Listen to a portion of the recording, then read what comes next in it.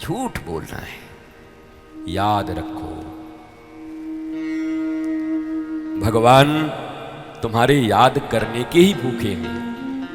ठीक तुमने याद करके कह दिया, सुनो जी पहला दही बड़ा ठाकुर जी के लिए देना, राधा रानी के लिए। मिर्ची बिल्कुल नहीं चलेगी,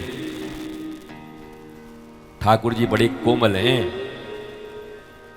ठाकुर जी का पान भी बनता है तो पान का चूना कैसे बनता है? मलाई में डाल डाल के निकालते हैं।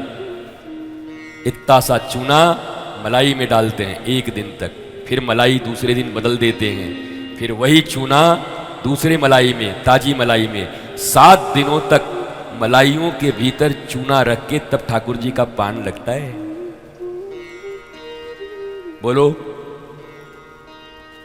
हमें तो महाराज ऐसे ऐसे लोग माला पहनाने वाले मिलते हैं कि 1 करोड़ चींटी ला के डाल देते हैं। अब व्यास पीठ पर हमें बैठना है, ये तो हम इतने संयमी हैं कि चुपचाप बैठ जाते हैं ना, तो हम ऐसे ऐसे करते रहे। भैया माला लाओ, पर तभी लाओ जब बनाने की औकात हो, तब लाओ। घर में बनाओ, अपने फूल लाओ, फूल के एक एक पंखुड़ियों को निकालो और रात्रि में बैठकर छोटा सा माला बनाओ, इतना छोटा, पर तुम्हारे हाथों का बना हुआ होना चाहिए। प्यार से बना के लाओ। ये माला वाले हमारे विरोधी ना हो जाएंगे, ये तो माला बिकवाना ही बंद कर देगा। तुम्हारो तो बिकेगो महाराज, हमारे कहवे से जब हमारे ही शिष्य नहीं पहना रहे हैं तो कोई मानने वाला थोड़ी, पर हम कहने से बाज क्यों आए? आपने देखा होगा छत्तीसगढ़ से कुछ सखियां आई हैं, बच्चियां, बेटियां, वो रोज माला अपने हाथ से बनाती।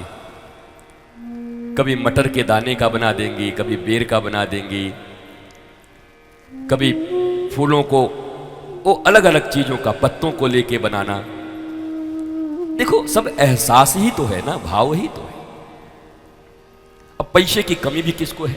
अगर तुम्हारे पास है तो हम भी थोड़े इसे के दरिद्र थोड़ी बैठे हुए। अरे 10-20 आदमी का परिवार तुम खिलाते हो, हमारे आश्रम में आ जाओ, आके देखो, सैकड़ों लोग खा रहे हैं, मौज कर रहे हैं, अपना भी परिवार है, खा रहे हैं। तो पैसे से लेके तो तुम्हारे हमारी मित्रता है नहीं। पढ़ाई से मित्रता मैंने पहले ही मना कर दिया कि तुमको मैं पढ़ा जरूर दूंगा बिठा के। तो अब मित्रता किस बात की रह गई? भाव का रह गया। भावग्राही जनार्दन। अब वो भाव का जब मिश्रण नहीं देखते तो लगता है जैसे सब ऊपर ऊपर की चीजें, बेकार की चीजें। आपके पैसे का जोर जहां चले वहां जाके दिखाओ, जिसको जरूरत होगी उस पर जोर डालो। आपके पावर का जोर जहां चले वहां जाके दो, जो तुम्हारे पीछे पीछे चले उसको जाके दिखाओ।